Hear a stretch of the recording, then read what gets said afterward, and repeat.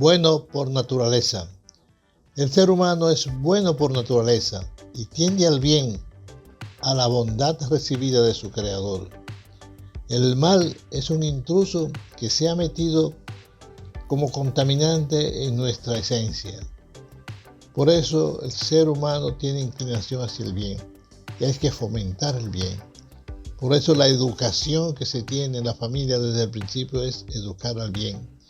Y por eso esa educación no es una contradicción, no debe ser una contradicción. Debe ser un seguir el ritmo de la naturaleza, de lo que hemos recibido, de lo que somos. Hemos nacido para el bien, porque nacimos para el bien y para seguir la bondad de Dios, nuestro Señor. Hasta mañana, si Dios, usted y yo lo queremos.